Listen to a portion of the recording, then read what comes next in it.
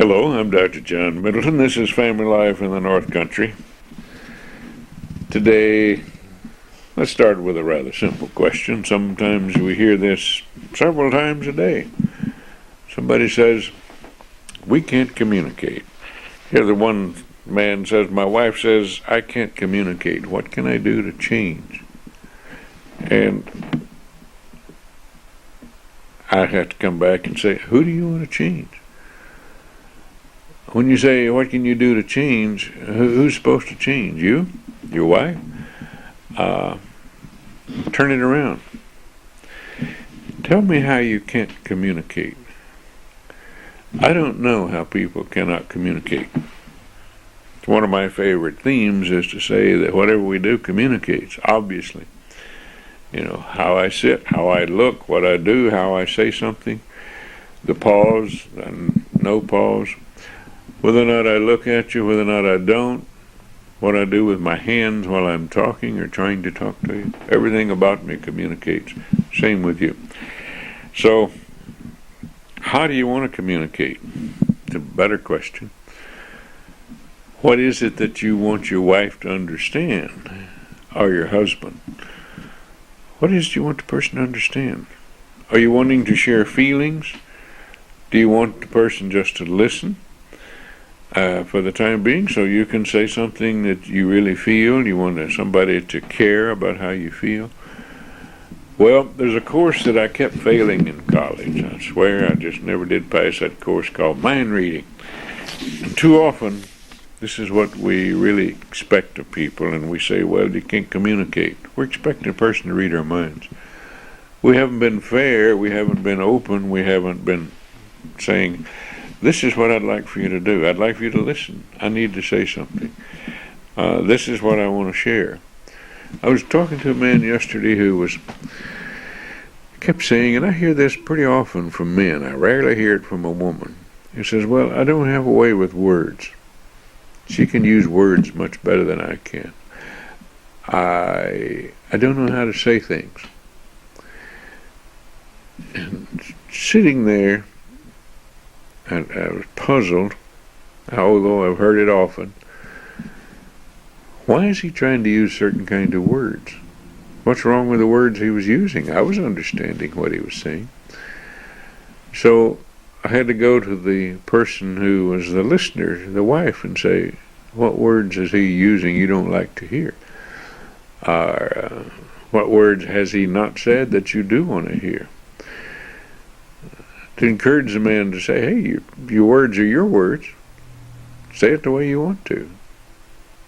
If it doesn't come across, try it again. And for people to really get in an interactional reference that way, it's much better. That particular couple, the wife was very happy to change one or two words around that meant a great deal to this man. He felt comfortable. Wasn't a thing wrong with his ability, by the way, to use words. It's just that he felt awkward in trying to explain his feelings.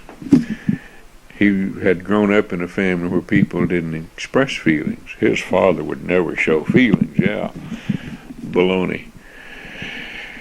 He thought it was wrong. So it wasn't a matter of his words. Here's another question that came in that's rather involved. It says, what is love? Isn't that an interesting question? I ask people that all the time. Somebody says, well, I love you. What do you mean by that? I don't ask my family that. What do you mean? I try to get other people to do that. You know, love does mean a lot of different things. I think the Greeks had a little jump on it. They had three words for love instead of just one.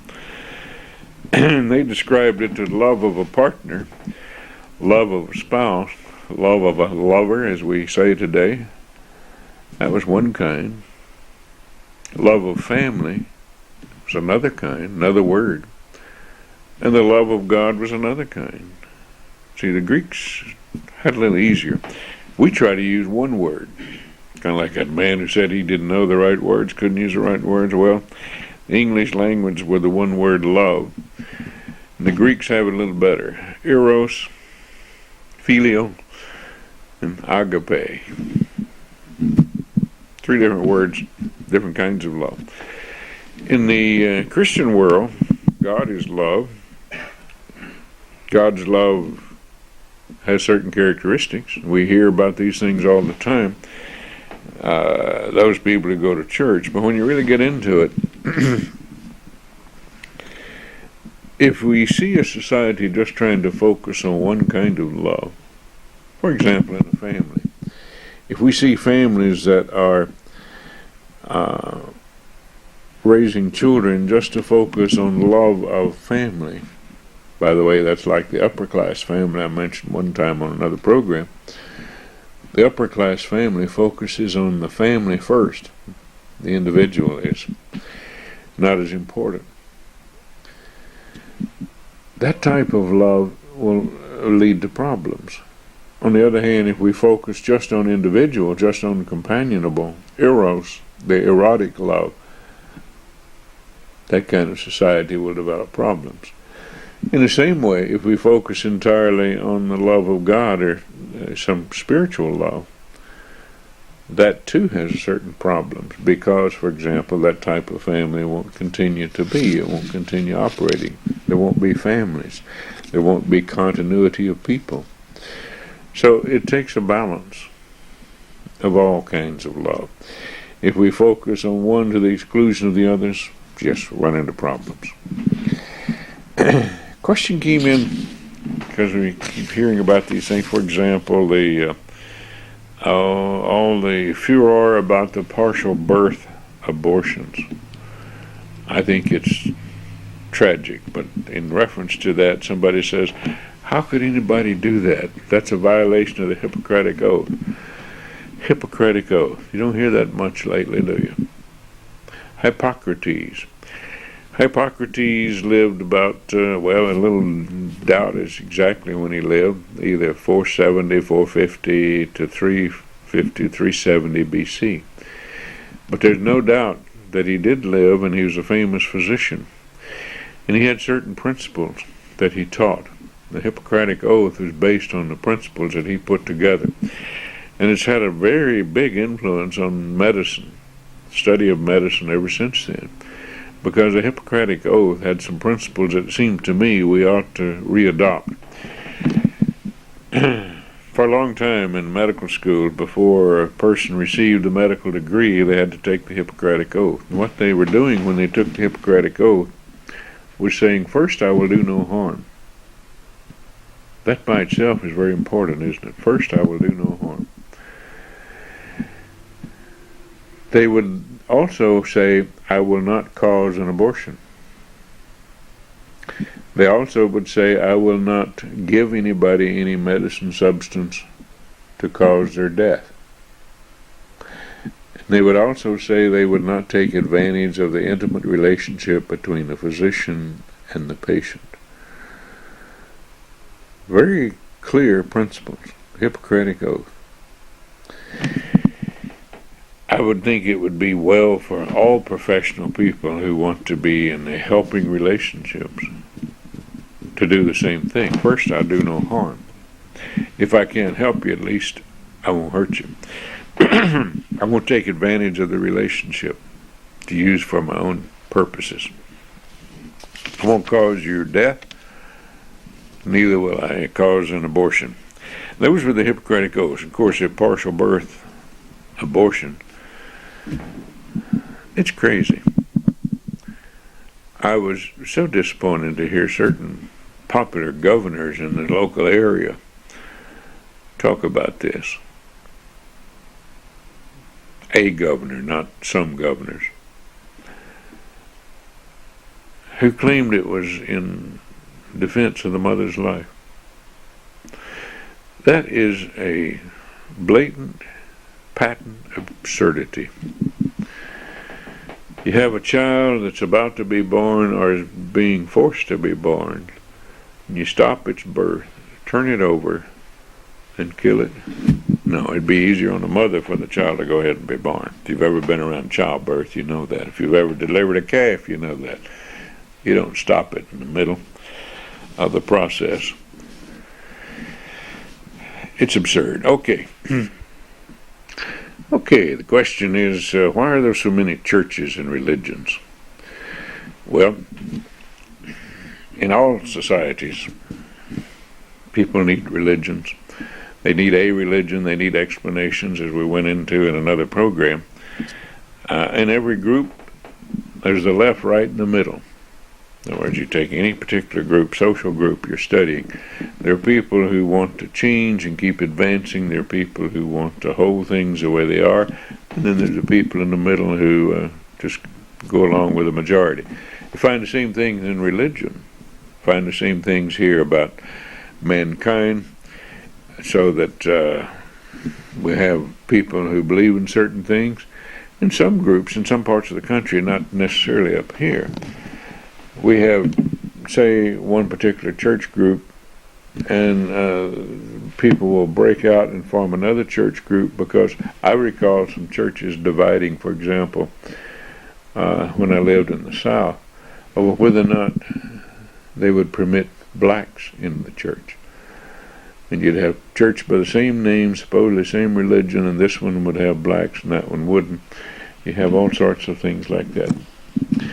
Basically, people have different churches to express themselves. I think it's easy to look at religions with dimensions. The dimension of how one feels, what belief system is involved, what the rituals are, what the consequences are, and what it is understood about it, the intellectual facet. Here's another question, a quickie. Whatever happened to thank you, sir, and if you please?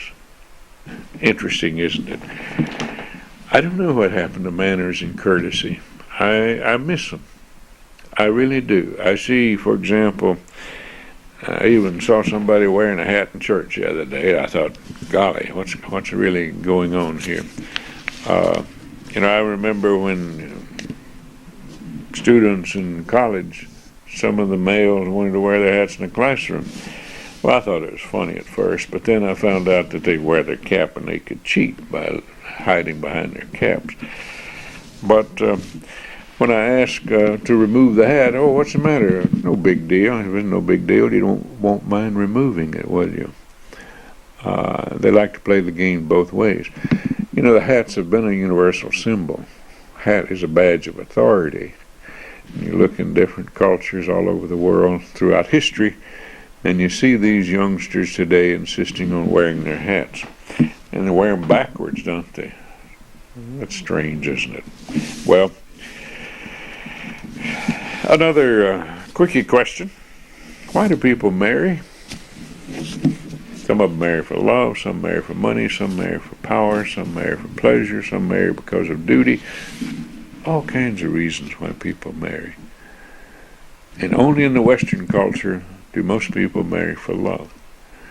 But love is a many-splendored thing, we've heard, isn't it? And love can turn into a lot of different things too, can it? Why do people marry? Because they want to. Until another time, I'm Dr. John Middleton. Have a good day.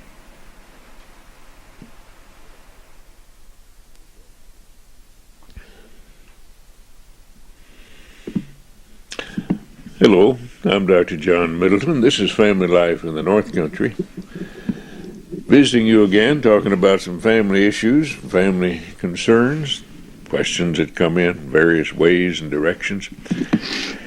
Here's the first question. It says, what do you think about how children without intact families are being treated or handled in school?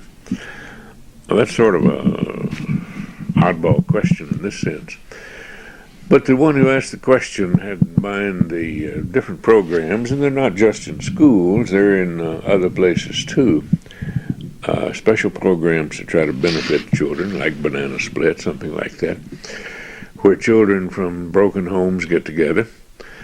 Well, that sort of thing I think is a good idea. However, here's what I run into, and I run into some rather serious questions about it. Too often, children from broken homes are treated in such a way that they think the broken home is the way to be. I don't think that's the right approach. I think what ought to be is that the children who are unfortunate enough to be from broken homes or maybe they never had an intact home, who are reared by single parents. I think these children should be taught what the norm is. And unfortunately, the norm here is an ideal. Today, it used to be that the majority of kids, of course, would live their lifetime without ever seeing their family broken up. That's not quite the case anymore. And here's the reason I say it. Quite a few years ago, I was a psychologist.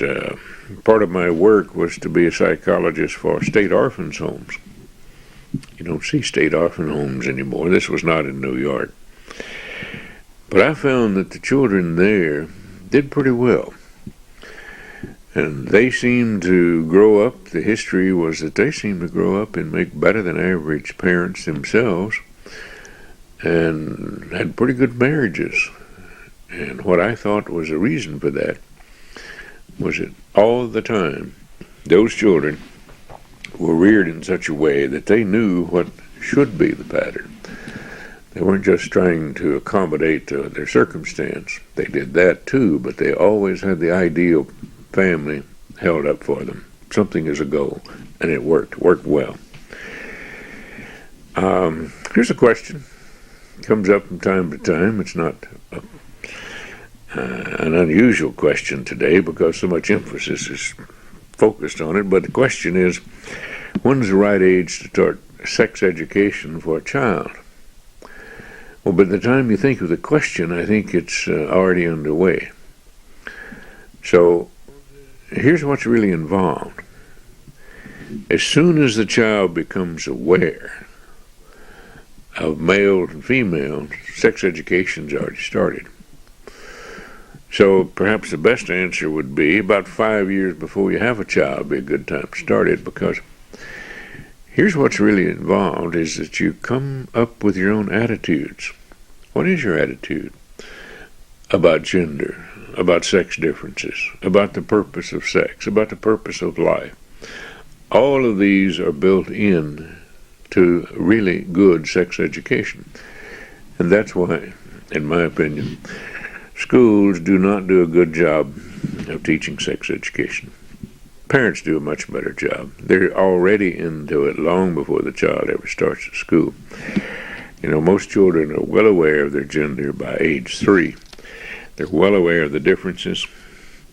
They don't have to know anything about the genitalia.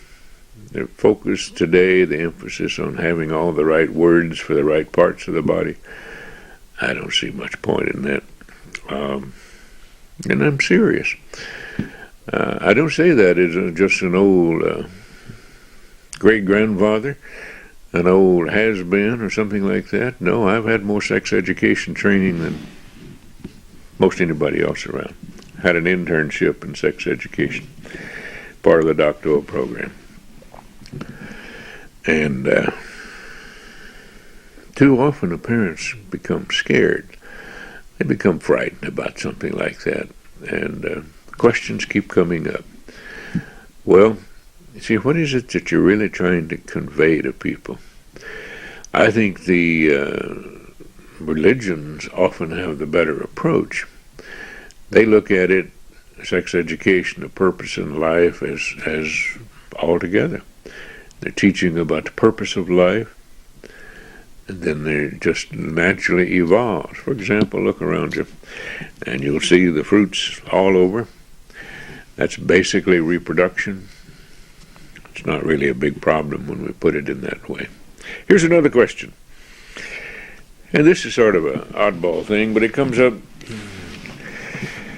Question, we've heard a lot about multiple personalities, multiple personality disorder. What is that? I wish I could really answer the question. See, I've never seen a multiple personality disorder. You'd think I would have somewhere along the way, and maybe I did but didn't know it. But I worked 19 years in mental hospitals. I've been involved in psychiatric work many years, working with the mentally ill, with emotionally disturbed, been in counseling, soon be 48 years, doing psychotherapy, that sort of thing. And so maybe I've just lived my life under a tub, but here's the odd thing about it. I have asked, and it's also written up in books, that most psychiatrists a few years ago had never seen a multiple personality. And the popular multiple personality disorder today seems to be coming up almost in epidemic proportions as a product of sexual trauma in childhood. Those are alleged sexual traumas. They seem to come jumping out of the woodwork.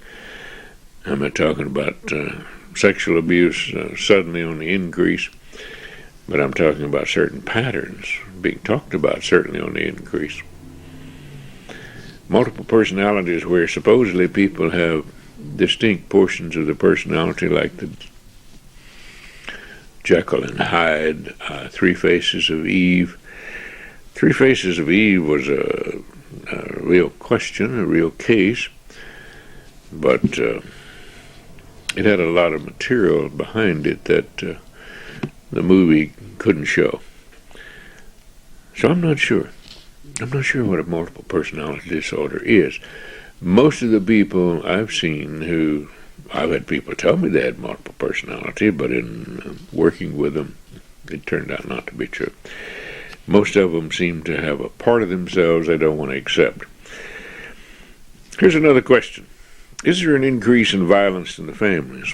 Yes, I've certainly seen an increase in violence, different kinds of violence.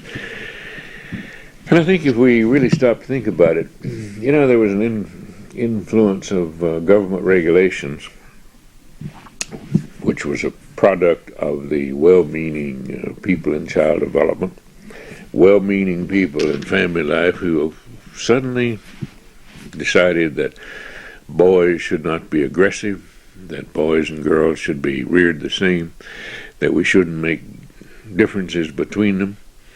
And it was sort of puzzling to me at the time, because I thought, well, what's a boy supposed to do with his aggression? Boys are more aggressive than girls, not because they're reared that way, that's only part of it, but also because they have different hormone patterns. If you gave the same hormones to girls, they'd become aggressive. Now we have a lot of aggressiveness today on the part of women. Gave part of a program one time on that, because women are copycats in part. They're getting more aggressive. But we see this where the boys are reared, I'm talking about little ones, they're not supposed to hit, they're not supposed to fight, they're not supposed to wrestle, they're supposed to be non-aggressive persons. And what do they do with that aggression? That aggression is energy, and you can't cap it, you can't bottle it up. It's going to be expressed one way or the other, and I think that's part of it. These kids who weren't allowed to show normal aggression, they grew up with problems sometimes. And I'm talking about little things like dog fights. If you've ever seen puppies, they like to fight, but they never hurt each other. Little puppies and dogs, most dog fights, dogs don't get hurt. People get involved, and then the dogs get serious, and then they may hurt each other, but most dog fights, mostly noise and a lot of snapping and growling, but stay with it, they don't get hurt very much. Yes, there's more violence in families, and that's the irony of it, because we've been trying to rear children not show aggression, but I think if we let the natural aggression show, let boys rough and tumble, let them be boys, that's better than trying to put a cap on it and then watch it come out. Also, we have seen more aggression because it's more acceptable these days for the male to be aggressive toward the female. I say more acceptable. They don't want to make a difference. If they start saying, well, boys shouldn't hit girls, then they're making a line, they're drawing a line saying that there are differences. It's kind of puzzling. Of course there are differences. And what's really involved there is that the boys aren't learning that there's a place for aggression. I was very surprised when I came to the North Country. Just really shocked, I think is the word, when I saw boys hitting girls. I had never seen that. When I saw older boys, men, as far as their size goes, hitting girls. I was never used to seeing that sort of thing. I was reared perhaps in part of the country where the code of the West was that man didn't hit a woman. Any man who hit a woman was not a man. That's the way we looked at it. And I wasn't reared under a tub exactly. I used to be a bouncer and honky-tonk nightclubs for a little while when I was going through college. Helped pave my way, but I've been around a lot of life, but I hadn't seen that sort of thing. Here's another question.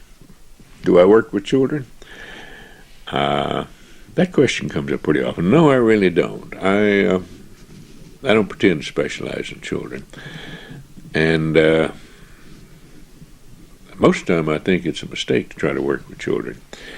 I think it's much better, much quicker, much easier to work with parents. And I've had about the same training that most other people have had in terms of child care, child therapy. I don't have the time. Don't want to take the time, and the reason is because I think it's not as effective. For example, I had a woman bring a 3-year-old to me, and this child was supposedly aggressive, a masturbator, doing all kinds of things. But what I noticed, even though I thought I was just seeing the mother, but the mother came to talk about the child, was that this 3-year-old was working hard, tried to do everything the mother was talking about. I just thought, what a sad situation. Why can't she let this 3-year-old be a 3-year-old?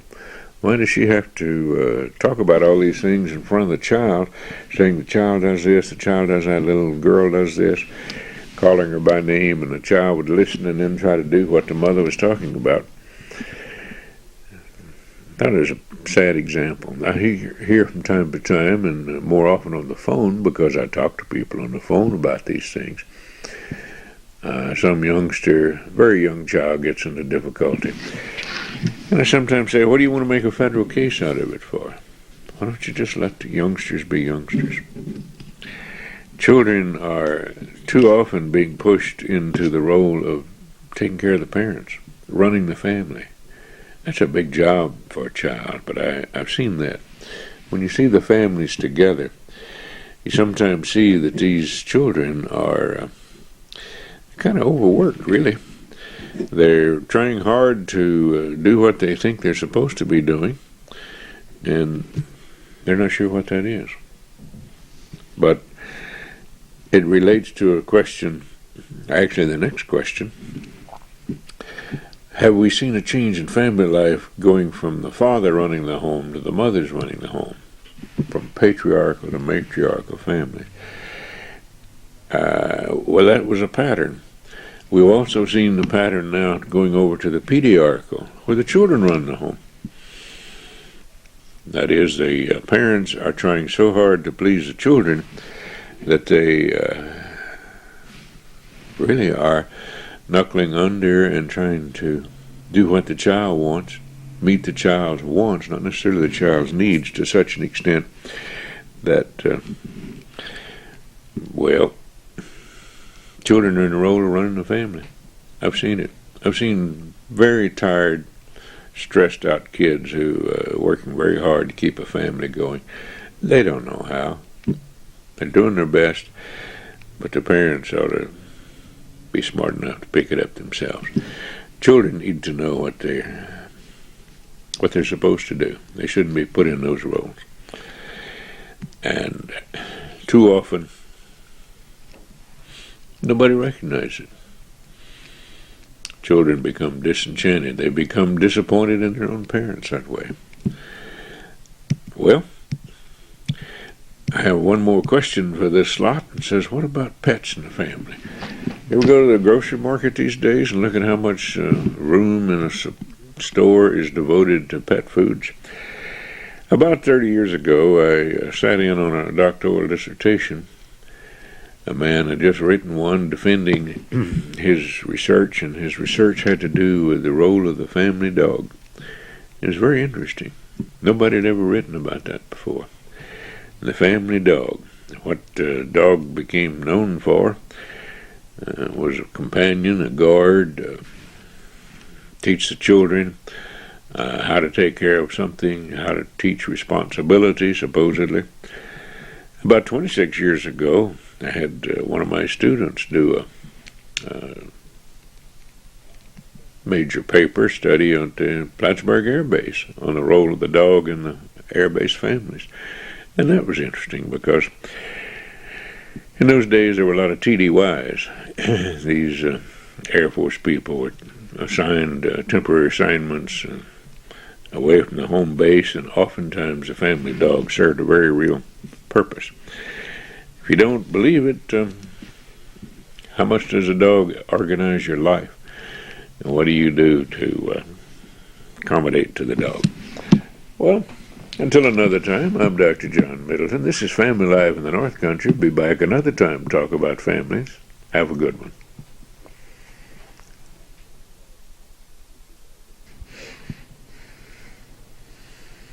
Hello, I'm Dr. John Middleton. This is Family Life in the North Country. Talking today about the question, when the last child leaves home, why does it make such a big difference? Well, it's a new beginning. When the last child, usually the youngest child, leaves home, you think about it. The parents are together by themselves, usually for the first time, in quite a few years. It's a new beginning because it's a rite of passage. It's a signal for a new time in life to start. Middle age, some people put it. And I'm well aware that sometimes people with several children, the oldest one left home quite a while ago, and then by the time the youngest one leaves home, then there may be grandchildren back home, all sorts of patterns. But in the main, see, the launching years, when that starts, when the children start leaving, there's another interesting pattern that most people don't think of. For example, how many relationships can you have in a family of three? See, if you think about it, in a family of three, you're going to have a relationship, father to mother, mother to father, father to child, child to father, mother to child, child to mother, and then the parents together with the child, and each parent together with the child toward the other one, come up with 9. When the child leaves home, that's reduced to 3. When the last child leaves home. Every time you add a child in the family, and some of you recall thinking about it, when you had a new one, you double the number of possible relationships. So it can get complicated. You wonder, well, what else is going on? And when one leaves, it makes such a difference? Yes, that's why. It makes such a difference because everybody's been accommodating, doing things, trying to adjust to a lot of different things. They don't have to do that anymore. When the youngest child leaves home, well, it's a big event for some people. I like the commercial that I've seen television from time to time, like the parents try to celebrate something, a special meal just for themselves, then the child comes back. Well, here's another question. Question that some people may find a little bit ticklish. I don't. I think it's just a reality, but the questioner said, are there really any racial differences in traits and characteristics of people? In other words, the different races have different traits and characteristics. And the answer, rather simply, is yes. And the purer the race, the more likely you are to find it. That's logical, isn't it? If they have a bunch of people who are mixed cultures, which will mix races as well, then you're likely to find fewer differences. But these are group differences. These are large groups. And, for example, a racial characteristic where you may find this particular pattern more so than on another race, or this characteristic doesn't say anything about individuals. And individuals, you don't bet on individuals.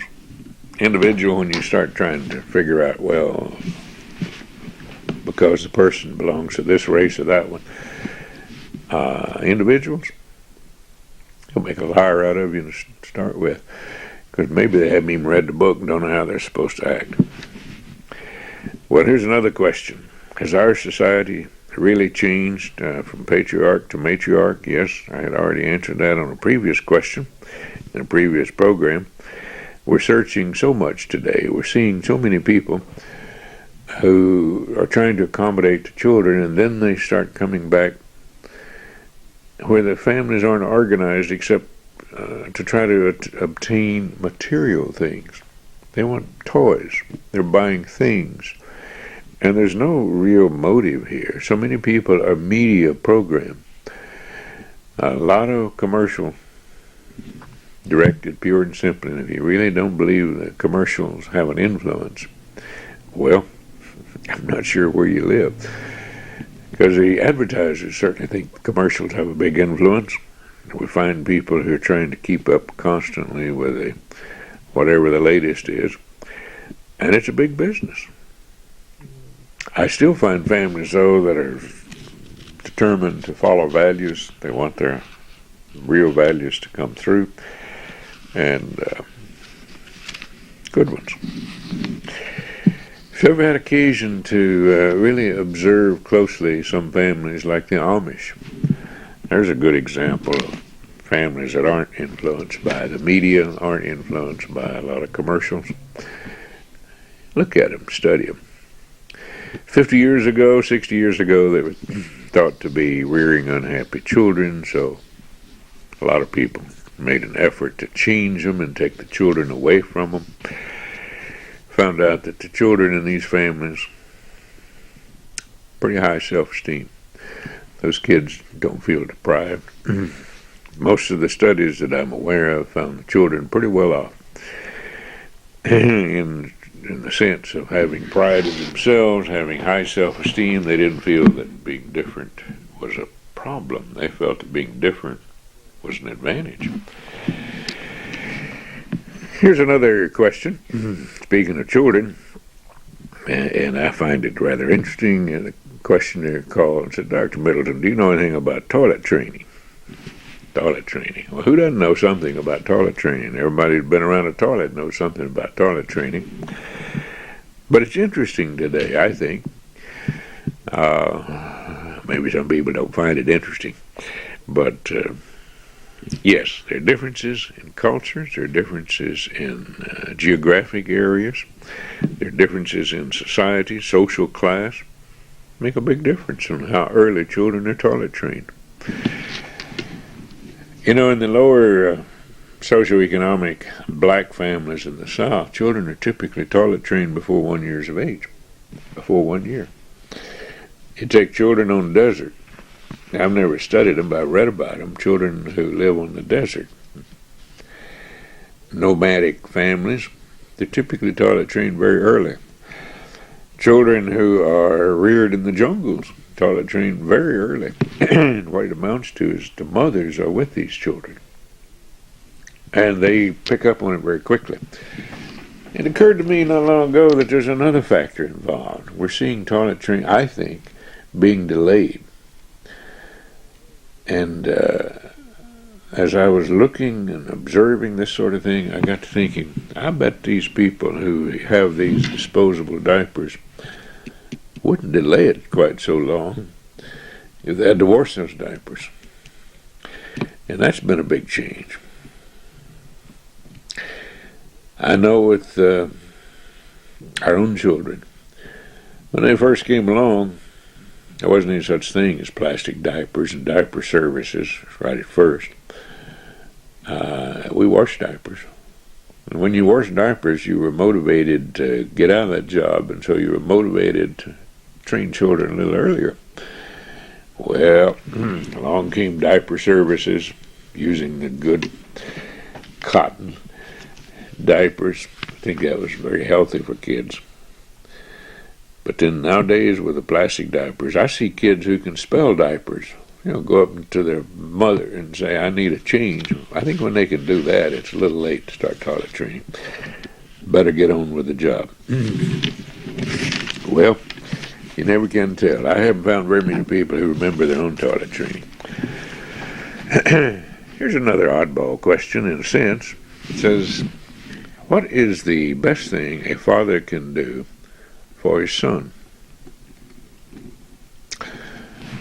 I think the best thing a father can do for his son is to give him an example of how to love the child's mother. Here's why I'd say it, because it radiates, it ricochets into the next generation.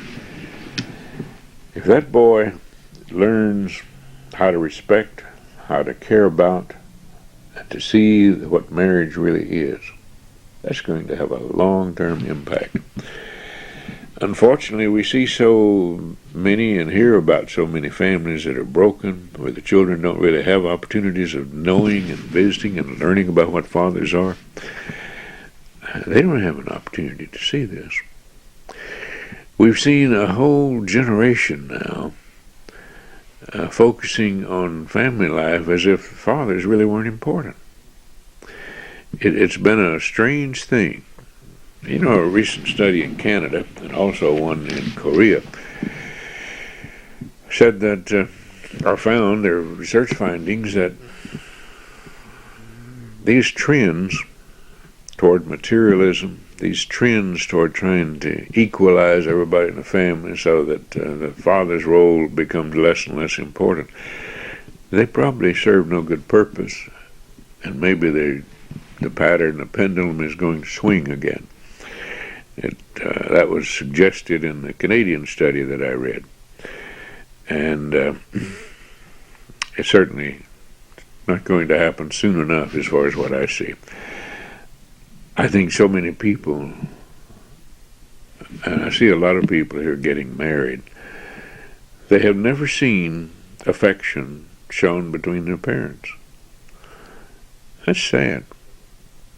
If a child grows up and never sees the parent exchanging, showing affection, what are they learning? So I say that the best thing that a father can do is to be a model and an example for the son, and to love the son's mother. Now, the same thing happens with girls. I think same thing. Fathers and mothers have the duty, the obligation to set a good example. And if you're not doing that, why aren't you? What's your excuse? Because your parents didn't? Or like some people say, I've heard them say, oh, what are you supposed me to do? Be an old fuddy-duddy? You want me to be a goody two-shoes or something? You want me to be affectionate? Yes, certainly would recommend it. I've listened to a lot of wives telling their husbands right here, well, before we married, you couldn't keep your hands off of me, and now you can't get you to hold hands with me at all. Go down to public, go to the mall, go someplace like that. You act like there's something wrong with a situation like that. Kind of strange, isn't it? Why don't you relax and enjoy it? Go ahead and be a good model. Here's another question. Somebody said, I was trying to explain what omniconvergence is because I'd heard you use the term about old people's problems, and I had a little trouble. Can you do it again? Yes, I can do it again. I've used that term several times on programs. Omniconvergence is typically when people reach age 65. Now, that's just a kid these days. But when they reach age 65 or thereabouts, that's just a magic age because that's when most people start drawing Social Security, and most people are getting ready to retire if they haven't already. And a lot of different things come in focus at the same time. They converge, that's why it's called omniconvergence, a lot of different things coming together. So what are some of these things? Well, most people have started disengaging. In other words, they've started backing out of different groups and organizations. They may back out of company organizations or company groups. They won't be seeing the people they worked with if they retire. If they retire, they're losing a little income usually. Most people can't retire on the same amount of money they were receiving while they were working. So there's a decrease in money. They start looking in the obituaries to see if their name is there. They start seeing relatives and friends and acquaintances. Names appear in the obituaries that try to bring to focus that they have a shorter lifespan. See, a person 65 is expected to live about 17 more years. That's all. About 17. Well, what are you going to do in those 17 years? It gets people to start thinking about, well, maybe I better get on the stick here if I'm going to do something. Their help. When people who are over 65 become ill, it usually takes them a little longer to get over it. They don't usually have acute illnesses. They have more often chronic ailments. They look different. I find that more and more people look at me and say, are you tired? No. The older I get, the more often people ask me if I'm tired. No, I'm not tired. I sleep well. I feel great. But we look older. And people will respond to us because of the way we look. So that's another factor. People treat us differently. I find it comforting when somebody says, you ready to take your senior citizen discount? Of course, I'll take a discount. But the first time I ever heard it, it was kind of shocking. Who, me? Am I that old? Do I look that old? Because looking from my side, I don't see my age. I see other people getting older, but I don't see myself getting older particularly. When people get hurt, like the other day, I decided to get down off a ladder. I was up pretty high on a ladder, and I decided, that's not a good place for you to be. If you were to get hurt, it'd be much more serious now for you than falling off a ladder 30, 40, 50 years ago. I used to fall off things pretty often, but I don't want to do that anymore. I become a little more cautious by crawling up on high ladders, and I picked up a lot of people in the ambulances who fell off of ladders. Yeah, omniconvergence is when a lot of things come together. They seem to be coming together. Shorter lifespan, more likelihood of long-term illness if one becomes ill, deaths of friends and families looking different, therefore being treated differently by other people, reduction in money, reduction in employment opportunities, disengaged from people, not being as likely to be involved with other people. Well, those are the omniconvergence patterns. And until another time, I'm Dr. John Middleton. This is Family Life in the North Country. Be back and talk a little bit more about families. Have a good day.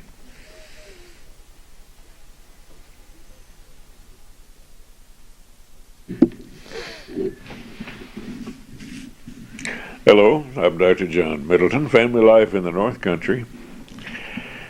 Had a question come in about what do I think about sexual harassment. A few weeks ago things were being talked about, these 6-year-olds and first graders and kindergarten kids being caught on the carpet and expelled and different things for sexual harassment. I think it's so foolish. Just categorically, I think that's foolish. I've mentioned before that I think it's a mistake to make a federal case out of these things. Why don't we let kids grow up?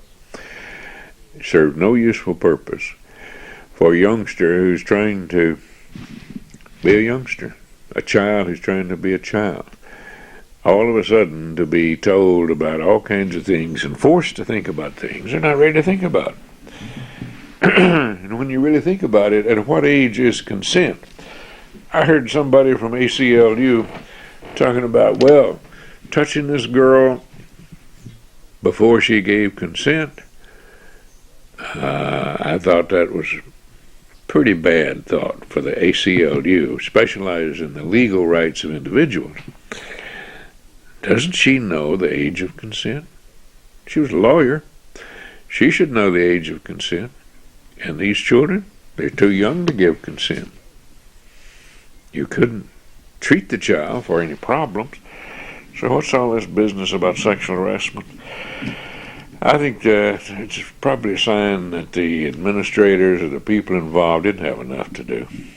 And so they're looking around to try to be important, to do the right thing. They have, good intentions. I don't question that. But turn it loose. Let it go. Let people be what people are supposed to be. Well, maybe that's another one that for another time. Here's a question that also came in about democratic families. Someone asked, I hear this term democratic family. What does that really mean? Well, what it means in the literature is that people in the families are each treated equally. But when you put that into a family with very young children, how do you treat very young children equally? Oh, you may value them more than the older children. That's not a question. But do they have equal vote? That's what democratic family would imply. And it's a fancy idea that I've read it for many, many years now, but it doesn't work in practice. It doesn't work in practice because children need to be cared for. And if somebody tells me that you ask a 2-year-old's opinion about something, and we'll all vote the same, and whatever the majority rules, that's what we'll do. Well, you can do that if you're talking about whether or not you're going to be getting strawberry or chocolate ice cream, something like that, of no real importance. But when you start talking about major families, children need parents. They really do. And when people talk about democratic families, the idea is great, and it's great if all the children are grown. Yeah, you can come together and have all sorts of good family powwows.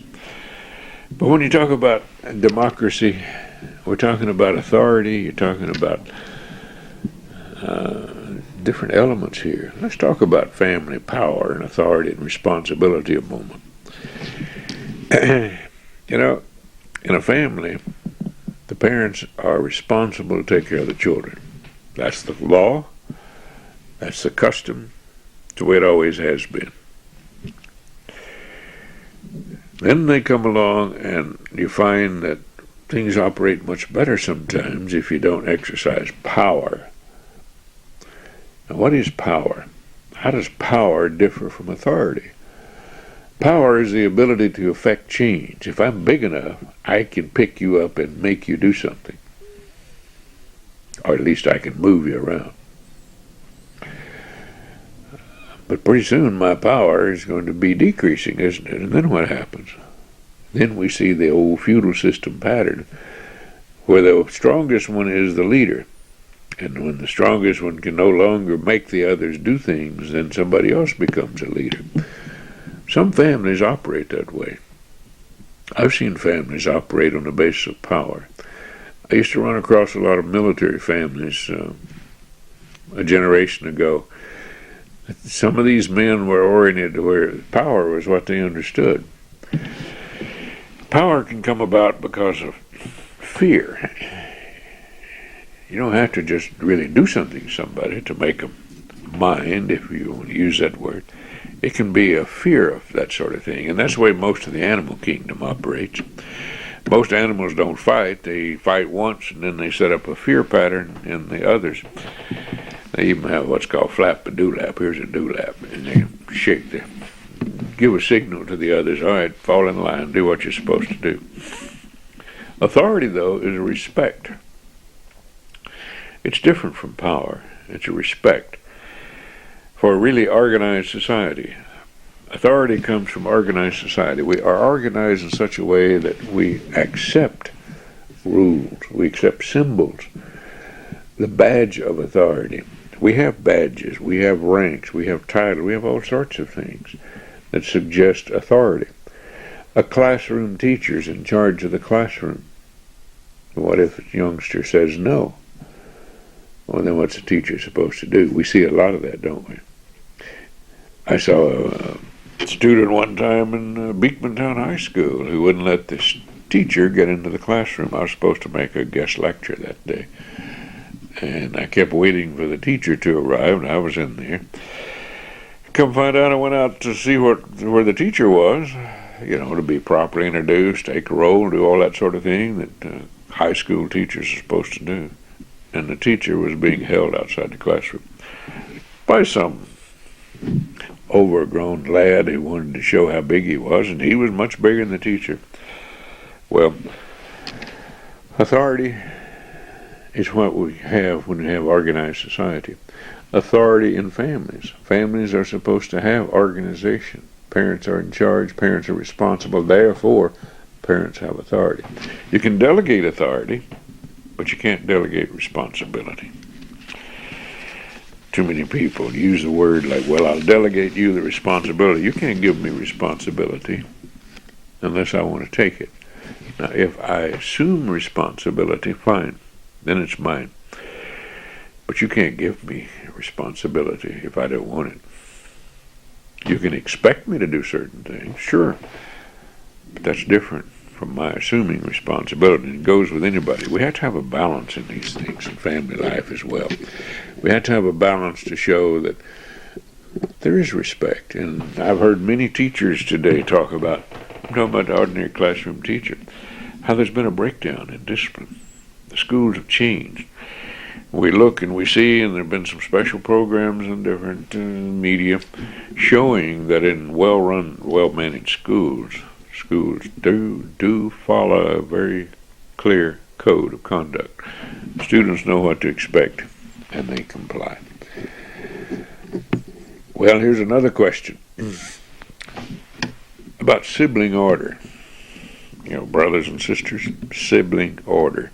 Youngest child, oldest child, middle child. The question had to do with, is there a difference in sibling order? Somebody said, oh, he's the youngest, or he was an only child, or he's the oldest child. Does that make a difference? Sure, it's been studied for a couple of generations now. It does make a difference. I did a study one time to see whether or not sibling order made a difference in marital adjustment. In other words, if the oldest child married the youngest child, and the middle child married the youngest and oldest, and all kinds of combinations. It has to do also with male and female. For example, if the oldest child is female, what influence does that have on the family? The oldest child is male. And then you have patterns. If the youngest child is female or male, make a difference? Yes. There's some combinations that have a lot of problems. For example, if you take the youngest male, the youngest child in the family who's a boy, he grows up and he marries a girl who is the oldest in the family, you may have an interesting pattern there. If you have two children who are in the middle somewhere, you're going to find that middle children get along with anybody. They typically get along well with people. Middle children. Why? Because they're having to adjust as they grow up to the older child, and they're having to adjust to the younger children. They tend to be adjustable. But you have the only child. The interesting thing is every eldest child was an only child for a time. And some of them don't want to forget that. They think about it and they talk about it that, well, I remember when the next child was born, I had to give up my special place in the family. I was no longer the only child. It's interesting. What combination did you have in your marriage? Eh? How does it fit? There are some combinations that just don't seem to work. Let you guess on that one to see how they are. Think about it. While you're sitting around sipping suds sometimes, you can speculate on things like that. What difference does it really make? Sometimes it makes a big difference. There is a pattern, for example, called eldest child syndrome. If something happens to one of the parents or leaves home, and that's happening more and more these days, the eldest child may slip into the role of being a substitute caretaker. And I'm well aware that in so many broken homes and families, the eldest child is often saddled with taking care of the children. It's kind of sad, isn't it?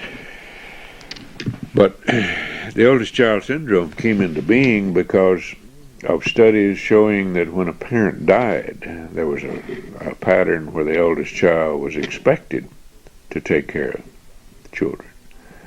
And there's anything really wrong with that. But sometimes the eldest child takes the role when it's not expected and perhaps not even the best thing to happen. There are problems that way at times. Here's another question. What makes a good grandparent? All right, what makes a good grandparent? Let me see if your grandparents agree with me. The best thing that makes a good grandparent is to have a good, appreciative grandchild. That makes a good grandparent. Now let's look at the grandparents, though. Grandparents come in different flavors, don't they? There's the caretaker grandparent, and you well know that some grandparents are just substitute parents. So many mothers and fathers are working, and grandparent gets the job of taking care of the children. And that's the best thing for the children, by the way. I favor that over daycare centers, child care centers. Somebody reminded me, I've never seen anybody take care of the day. You mean child care centers, don't you? Yeah, child care centers. Some grandparents are caretakers. They want to, they're good at it, benefits everybody. That's not a problem. They're, in a sense, a substitute parent all the time. Some grandparents don't want to have anything to do with their grandchildren. You know, they hit the road, snowbirds or something. They take off. They really don't want to have anything to do with grandchildren. Some of the grandparents want to play the role of just being the resource. They want to be a reservoir of strength and knowledge, of help when it's needed. But they don't want to be involved otherwise. Some grandparents just want to send a birthday card, a Christmas card, a present. That's their duty as a grandparent. Then there are others who want to compensate for the mistakes they think they made in raising and rearing their own children. Well, the grandparents, were parents themselves once. It's kind of hard to be a grandparent without being a parent. But, it can happen, in step families. But the personalities are involved. Sometimes grandchildren and the grandparents don't have congenial personalities. Neither one of them at fault. And there's a big influence on what kind of parents the youngster has when a grandparent is trying to exercise a certain role. Speaking of that, the parent role, people sometimes ask me, well, what kind of parent should I be? I say a father and a mother. That's what the child needs. But there are some parents who want to focus on being a certain role. For example, there are parents who want to be a counselor to the child. There are parents who want to be like a drill sergeant. There are parents who want to be a teacher. There are parents who want to be a coach. When you think about these different roles, well, if you're a mother or father, you're going to be all of them at different times, whenever it's needed. There'll be times when you'll be saying, yeah, go in there and get him, you can do it, the coach. There'll be other times when you're teaching, or trying to. There'll be different times when you're speculating, you're thoughtful, you're listening, you're counseling. There'll be other times when you'll be a friend. Most parents today, if they pick and choose, they want to be a friend. You see that from time to time. Or somebody will say, well, he wasn't just my dad, he was also my friend. Good combination. But if somebody were to say, well, the man was my friend, but he wasn't my dad, what would you think of that? Or, she was a friend, but she didn't act much like my mother. The kind of parent to be is to be a mother and a father. One of them. Can't be both. I found that out. You can't be both. Try as I might, I couldn't become a mother. And I was a widower at one time, and I tried to make a good parent substitute. I used to laugh at myself because thought I could do most anything except curl hair. I had 4 little girls. I could not do anything with hair. Finally decided that's it. Well, that wasn't the reason I got remarried, by the way. Here's another question. Can you love somebody too much? I hear that, and I've heard that for years and years. I don't think you can if it's the right kind of love. The right kind of love, and the standard I use, is like 1 Corinthians 13, if you like a little biblical scripture. Look up what love means there. But here's what happens. So often people have a different definition of love. There's some people for whom love has to come in a certain flavor. If it's not chocolate, it's not love. If it's not strawberry, vanilla, whatever. Or if it's not in a square box or a round package.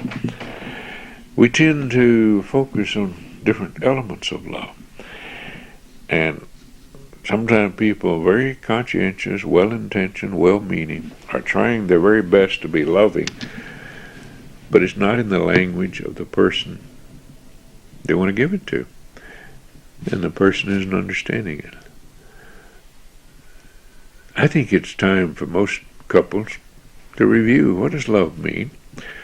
Just ask each other, what does love mean to you? How do you want me to show love? Here's how I would like you to show love to me, and to talk about it, to share.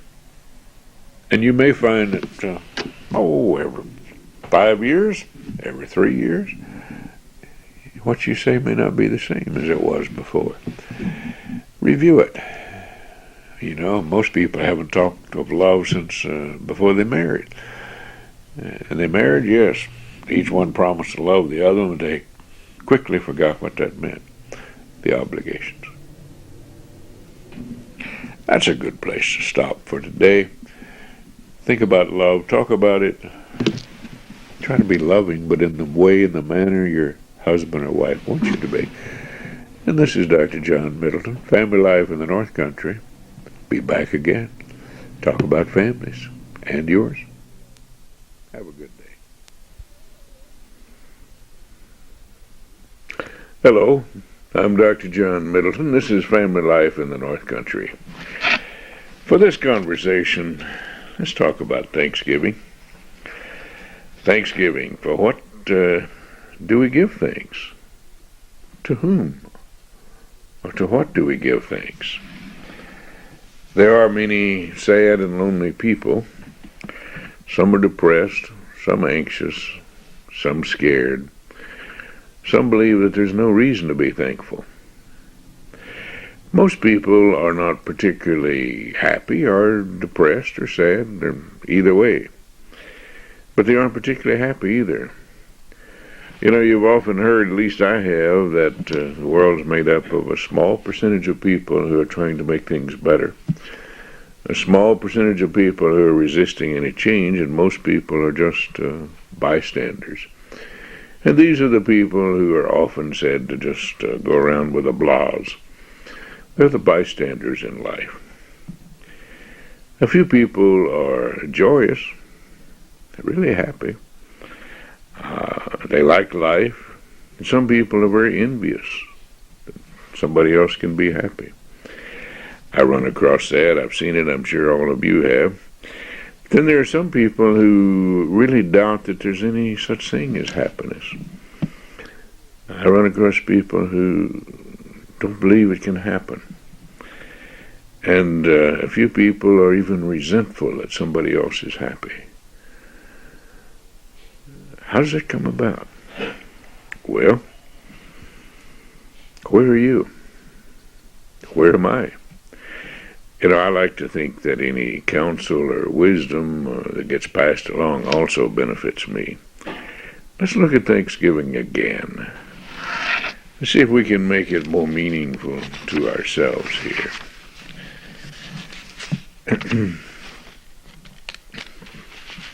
For what are we to give thanks? Think about it. How about life itself? You know, we're beings set on automatic pilot. Most of you are familiar with the terminology of automatic pilot, where an aircraft can fly itself. Well, there isn't any machine quite like our body. We don't have to think about breathing. We don't have to think about the multiplicity of biochemical reactions that take place.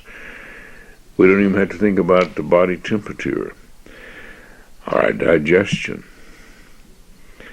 You know, there are very specific and explicit chemical reactions and indicators in the body, adjusting, reacting, compensating, biofeedback mechanism, very intricately balanced.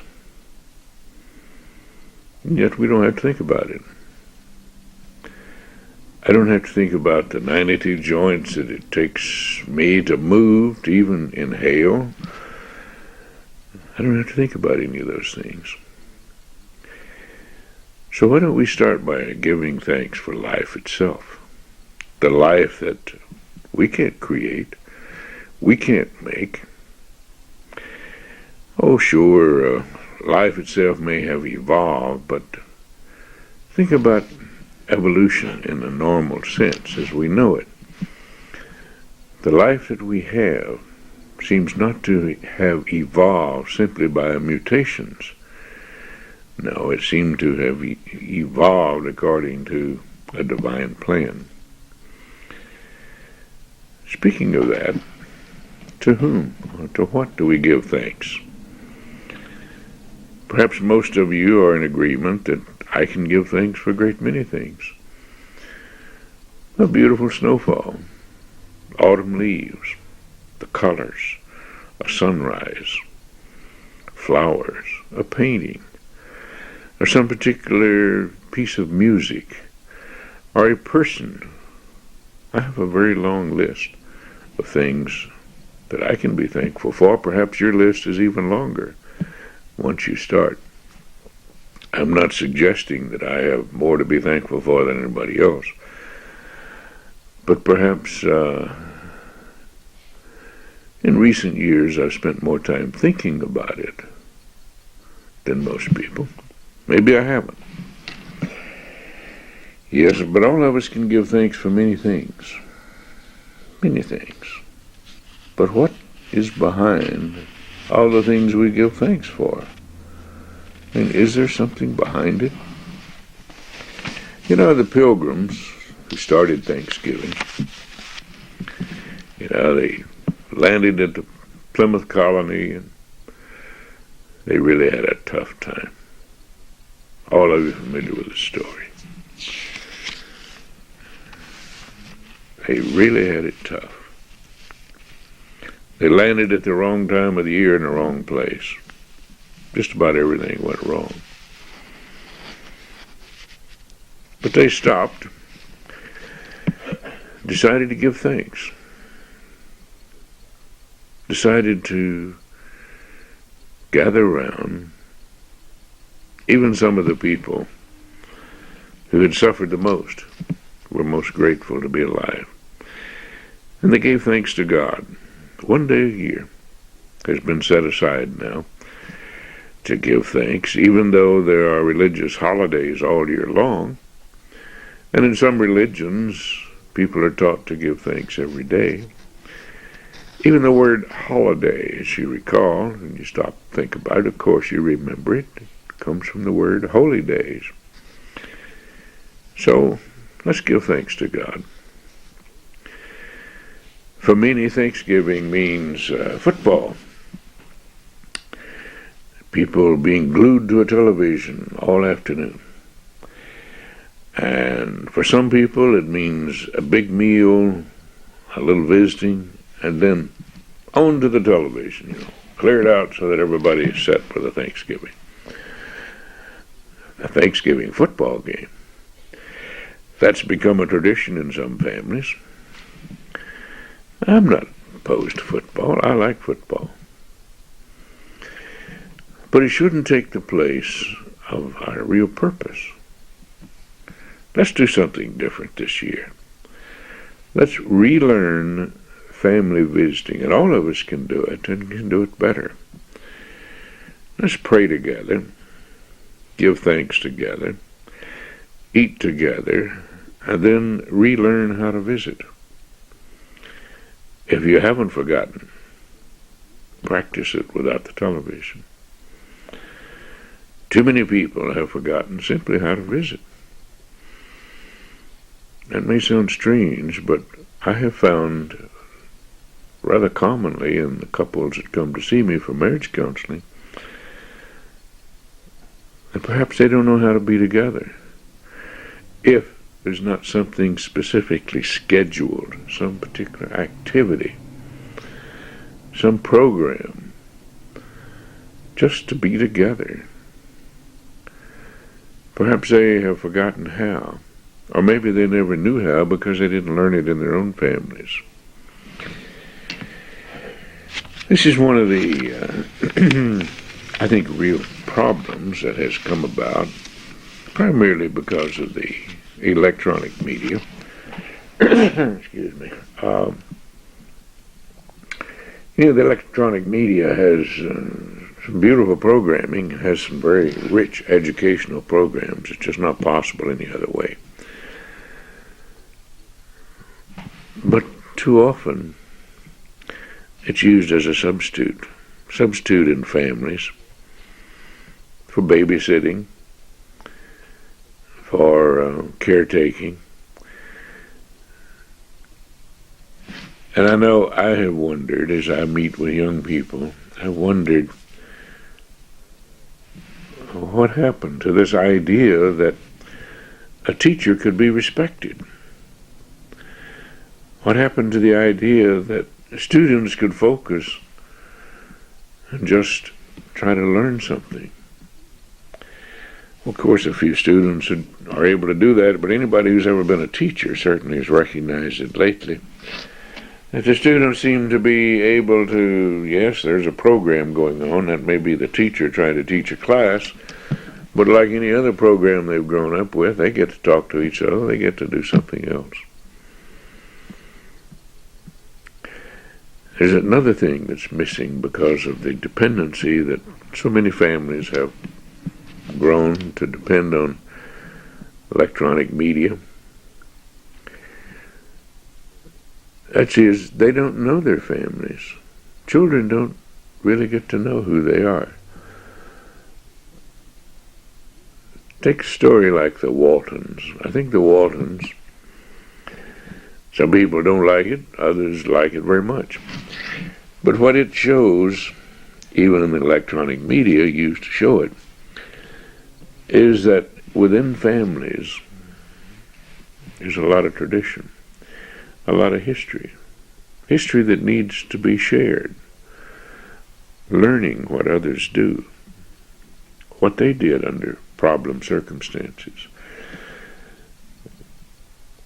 I certainly was a youngster as a child in families. There was no electronic media, no radios. We didn't have a radio until Memorial Day. I recall it very vividly, the day we first got a radio, Memorial Day, 1937.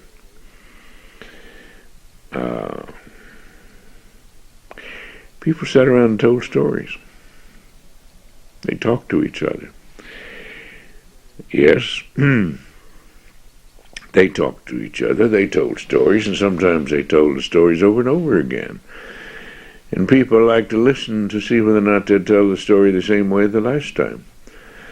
And it became a game sometimes. And then some people got to be very good storytellers. And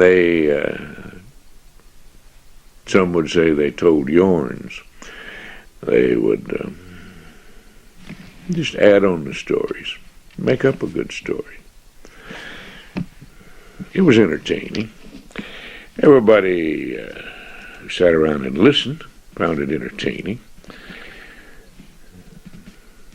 A lot of people watch movies more than once. They don't think a whole lot about it. And yet, some of these same people who might go to see a movie 2 or 3 times or rent it and take it home nowadays might find it puzzling that actually people could sit around and tell the same stories more than once. Well, this was the way children learned. This was the way they learned about the events, the heroics that went on, the sadness, how people could overcome all sorts of problems. This year, let's give thanks for the real source of our lives. Let's give thanks for what God has given to us, allowed us to have. Children need to learn, and let's make a commitment to try to help them. They need to learn and to appreciate one another. The family life, how to look, how to talk, what people do in different circumstances. About half the people I see describe their parents as never, ever showing affection even to one another. Where are people supposed to learn how to give affection? I listen to people and they talk about this. I've listened to grandparents talk about it. You listen to grandparents talk about it in families, you're dealing with maybe 5 generations of memory there. What they see, what they saw in their own grandparents, their own family life, their children, and then their grandchildren. I've made a study of that over the years. Why can't people be more open, be more affectionate? Are they supposed to learn this from a television? How to be affectionate? I suppose most everybody is familiar with what kind of affection is shown on most television shows. But not just affection. How about manners, courtesy, politeness, fun, and laughter? I met a woman once who said she had never seen her mother smile. Isn't that sad? Some say we live in a depressed world. And it's true, there's a lot of misery. There are a lot of problems. But my world, my slice of the world, doesn't have to be depressed. Some of us can make a difference in other people's lives. Some people can make a big difference in our lives. Does it improve the world if I become depressed or sad? Am I improving anything? Not at all. Some of you may remember Father Shorland, who was a pastor of a church in Rouse's Point. Father Shorland visited me the day before he died. He and I were talking, and he said something that was very meaningful. We were talking about some of the tasks in the life and the world, what we have to do. And he said, John, just to try to do God's work is to succeed.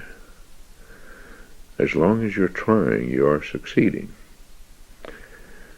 So be thankful for your successes. Well, he's been dead quite a few years now, but I remember it very vividly. And I'd like to share that with you. We can give thanks for the opportunity to try. And we can make a difference in other people's lives. And we can make a difference in our own lives as long as we know that as long as we're trying, we are succeeding. So have a good Thanksgiving and try to help others have the same. Until another time, I'm Dr. John Middleton. This is Family Life in the North Country. Have a good day.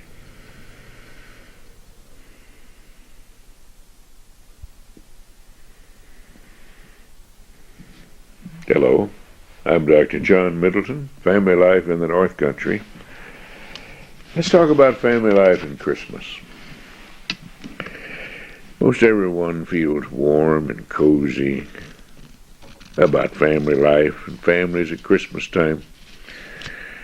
Last year for Christmas, I told a story about an old sheep herder. You remember? Of course you don't. But I cheated a little bit. I had it written down. But this year, let's try a different approach. Let's each imagine that we have a purpose, and it's to get everyone on earth to love one another. Because we love them. See, we start with, we love them. Let's try to imagine ourselves in the role of God. Oh, it can be done. You can imagine yourself in the role of God just for a little while. And let's assume that we've tried everything that we can think of to get people to love one another. Everything.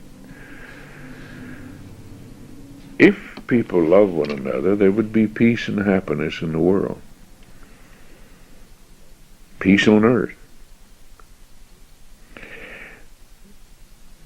God sent love to the world in many ways by many different messengers. I have seen recorded 30 different messengers and 160 different times. And that's just the tip of the iceberg. God sent the messengers, and people still were not accepting of his message. People were still not loving one another. And if you even start to begin looking at the history, in spite of wars and plagues and famine and pestilence, people were still not getting the message to love one another. So try to imagine yourself in God's role. In God's role, how are you going to get people to love one another? In God's role, you decide to go to earth yourself, to demonstrate to the people what it really means to be all loving. How, when, where, in what circumstances? Of all the means available, how would God choose to appear on earth and show the people what love is really about? I've asked that question many times to scores of people, to speculate how they would do it if they were God. Military fanfare, parades, finery, big banquets, all kinds of fancy dress, golden chariots on clouds, like a fireball, like a meteor. Most people I've asked to do this have really enjoyed it. Once they get into it, they enjoy speculating. Well, how in the world would I choose if I were God? Because all things were possible. A Christmas story is that God decided to send himself in the form of an unborn child, in the poorest of circumstances, to a teenage unwed mother, and at the time for a homeless couple. About as poor circumstances you can imagine, isn't it? No finery, no big bugles, nothing particularly, except a star. Yet the world was changed by that event more than anything else. History records that it was changed more than anything else that has ever been recorded. To try to get people to demonstrate to love one another. The message of Christmas is just that. To love one another, not just those who give us presents or who profess to love us, but particularly those who are not loving toward us and who are apt to treat us unkindly. How are we to be loving in the Christ or Christmas model? What is loving? Love is patient, kind, not jealous, never rude, never rejoices in what's wrong. Excuse me, it's never failing. That's what love is. So many people forget what love is. How are we to be loving in the Christmas model? Can we start with those characteristics? Christmas is based on Christ, obviously. Christ is not the example for big gift giving, very expensive gifts and all that. No, that wasn't Christ's model. We don't have it recorded that Christ ever gave presents like that. But he gave of himself. totally, completely. Can we follow that example? It's well to think about it. Can we give of ourselves in the same way? And I'm not talking about offering ourselves to die. Just to die is not a gift. That's not martyrdom. But if need be, to be willing to give of ourselves. Christ had no wealth. He had no material things. He didn't choose to have material things. He chose to live by the example of giving to himself, of being kind, not jealous, never rude, never rejoicing in what's wrong, never failing, to love one another as we love ourselves. What does that mean? To love someone as ourselves. That means that we are accepting of ourselves as a total being, as a worthy person. And we are. Sometimes people deny it, and it's sad. Sometimes people are despairing. They feel hopeless, helpless, worthless. Those are very sad things, very sad feelings. These people most often have lost sight of the fact that each of us, made in the image and likeness of God, and therefore we are worthy. We are worthy beings. We have a natural reason to be happy if we'll just accept it. And that's what Christmas is about. It's to try to share that happiness. As we look about, we know, merchants start stacking up and making exhibits of Christmas right after Halloween.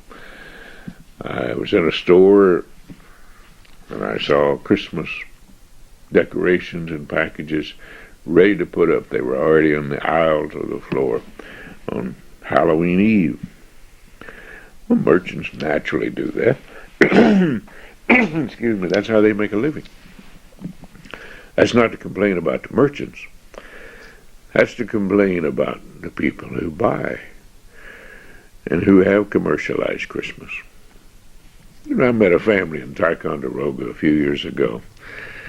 A mother and 3 children, they were caught up in very distinct poverty. Because of a particular series of things, they had no welfare. That was unusual. They had no money. They didn't have anything. The mother told me, though, what she had planned to do for Christmas that year. I had the opportunity of listening.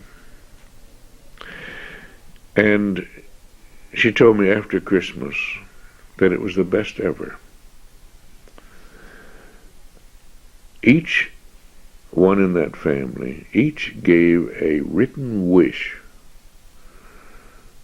for each other person in the family to have what that person most wanted.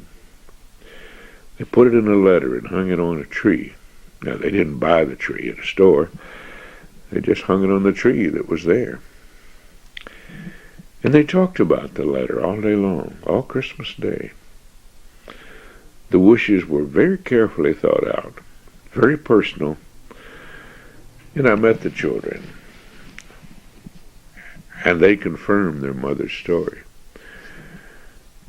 They loved one another, and they'd found a way to show it. It was a beautiful Christmas for them. To all of you who may think you don't have enough this Christmas, I'd remind you about that family in Ticonderoga. They didn't have very much, and yet they had everything. They had no material wealth. They had no material goods. And because of peculiarity of circumstances, they weren't even on welfare at that particular time. It was a very difficult thing. I thought about it a lot. I talked about it. I was tempted to try to do something about it, and yet I was held back thinking that there's something about these people that's different. And I learned what it was. They had learned how to share love. They taught me a great deal I didn't even know. To all of you who comment to me about this program, and to the friends I haven't met yet, a Merry Christmas to you. And I hope you, Bob and Jim and Sam, Cliff, Margaret, Claire, and Betty, and Ralph, and Howard, and Pat, Douglas, and Richard, Allison and Emily and Marcia and Spencer and Bill and Holly and Sue and Belle and Irene and Tracy and Stacy and Emmett and Roy and Mike and Jerry, to Karen, to Beth, to Ann, to Lee, to Henry, Bo, Jason and Haley and Jan and Irene and Eileen and Chris, to Dan and Elizabeth, to Marvin, Seth and Brian, Peanuts, Tina, Georgette, Tom, Marvin, Alex, Danielle, to Mary, to Kathy, to Judy, to Ward, to Rudy, and to Ralph, to all of you. And those are just the ones I think of at the moment. Merry Christmas. Learn to love, to share, and to share your love. Have a good day. I'm Dr. John Middleton, Family Life in the North Country.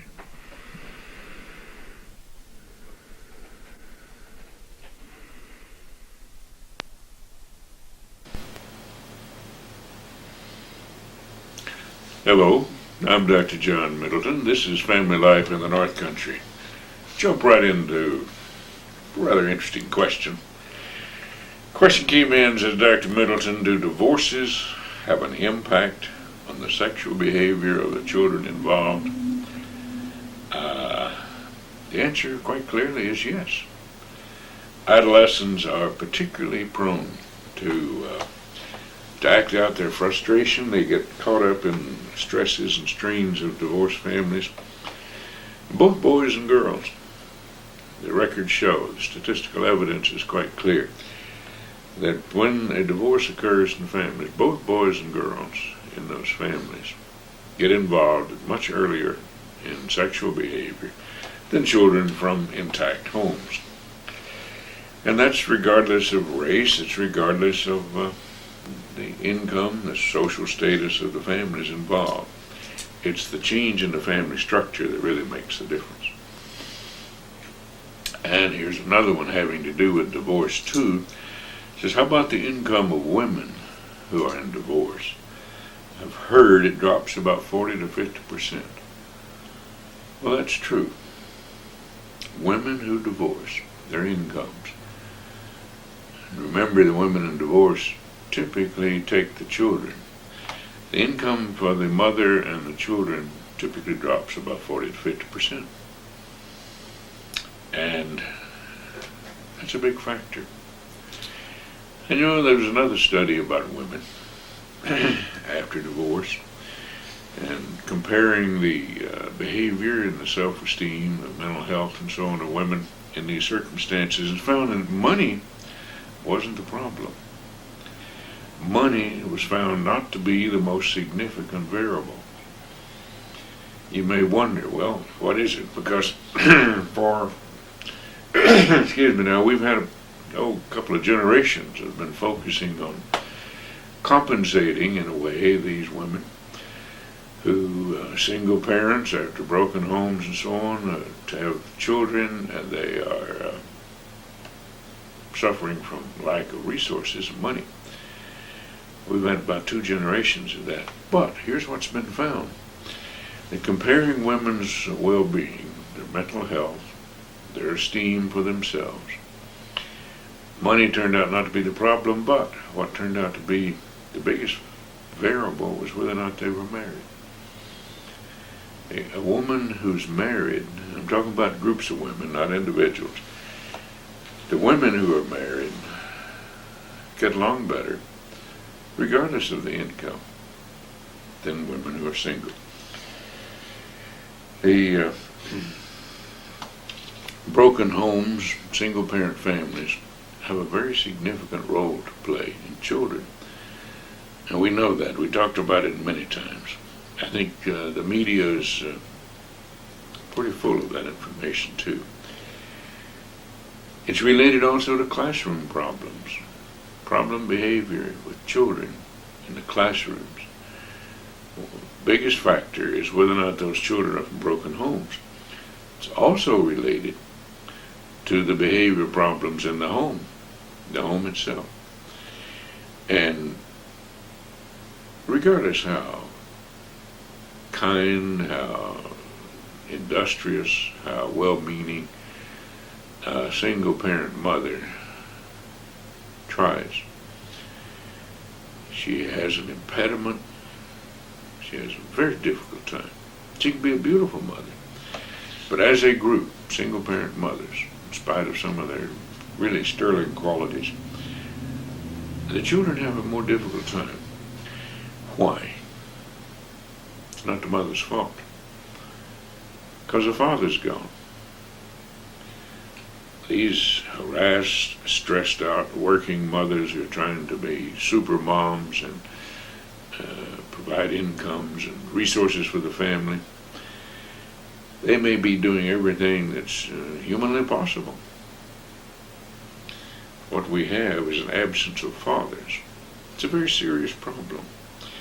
It's a big item. It's epidemic in broken homes.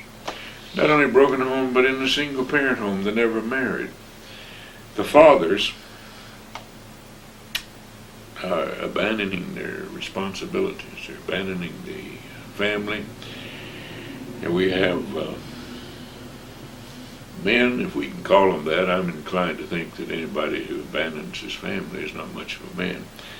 We have men who take it so lightly that that's her problem, she'll get by. And there have been a number of variables that support that idea. It's not just in the United States either. We have a major national problem, but it's become international as well. Breakdown in the family system.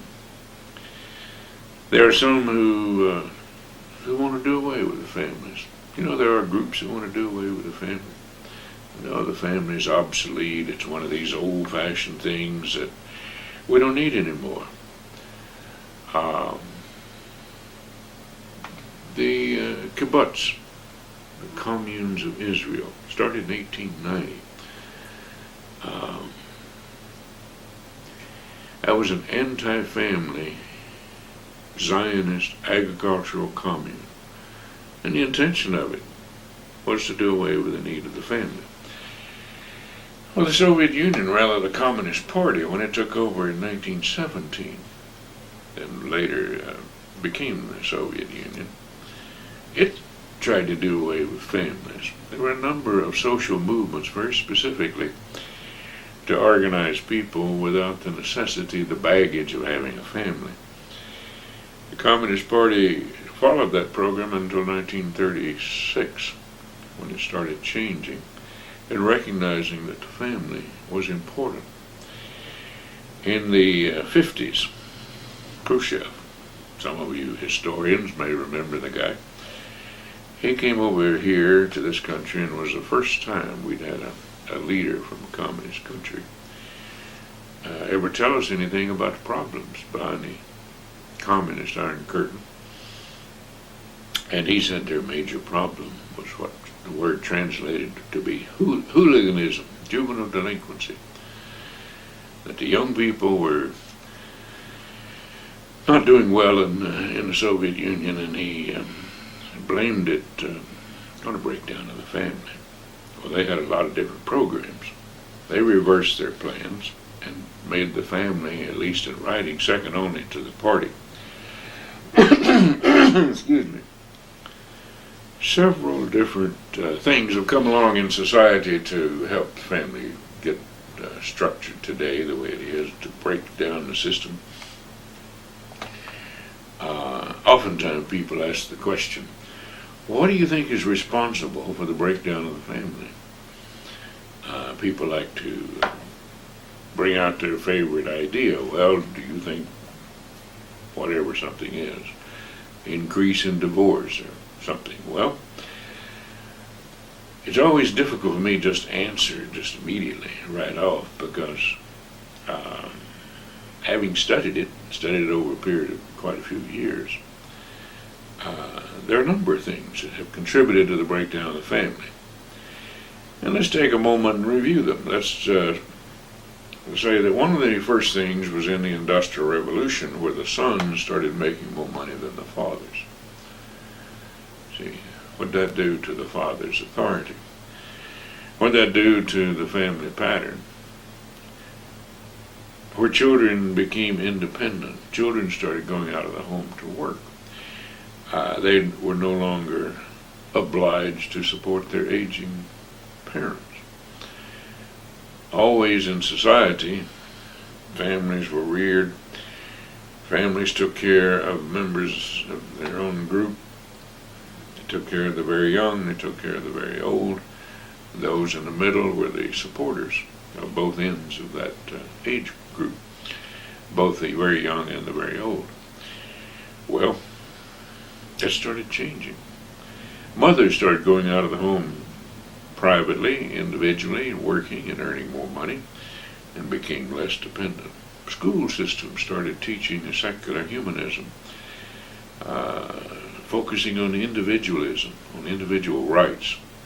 School systems were intending to educate the children, educate them better, to be self-supporting, and actually to be independent of families, which contributed, of course, to the weakening of the family itself. Religion became more of a social affair than a belief system.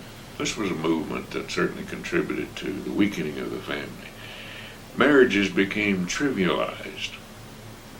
Whether or not somebody was married it became trivial in a sense. Just like today, you think about it. How many people do you know who are living together as if married, who aren't married? And some of these people, what difference does it make? Another factor has been no-fault divorce. People can get a divorce for any reason. They don't have to have a justification. They just decide not to live together, not to be married anymore. The value of life becoming trivialized. Life itself becoming of no consequence, no importance. We see that.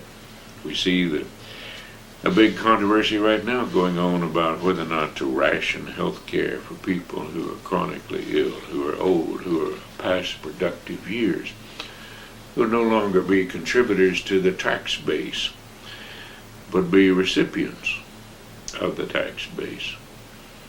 So there's a lot of controversy. Whether or not HMOs, that's popularly in the news, these health management organizations will restrict care to just to those who have a good chance of recovery and in being productive.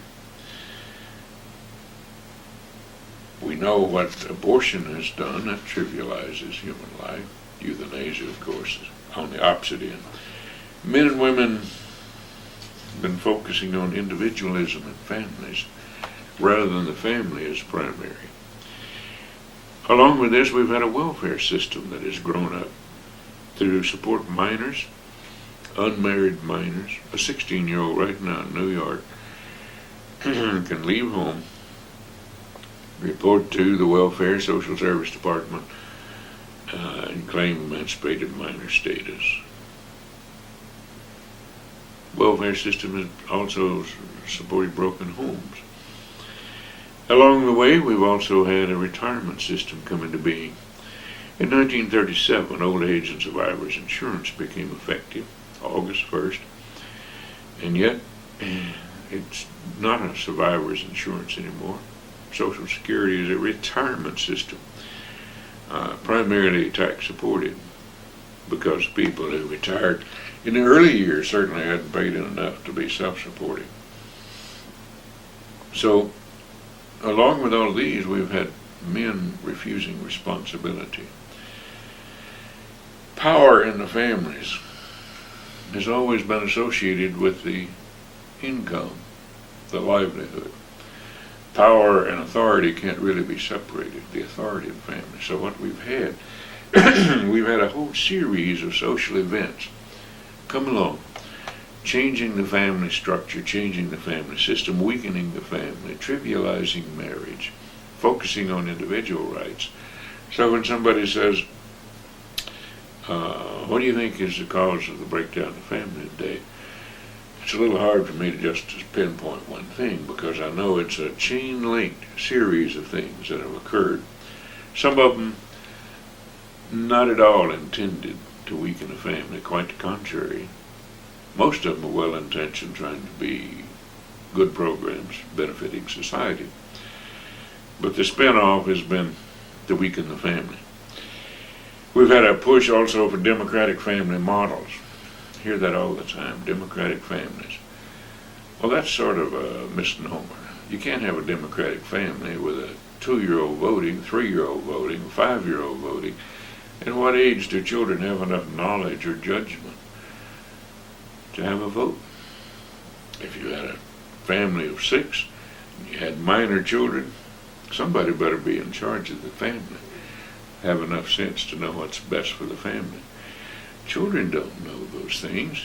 It's not their fault. They haven't lived long enough. They have not acquired the knowledge. Certainly do not have the wisdom.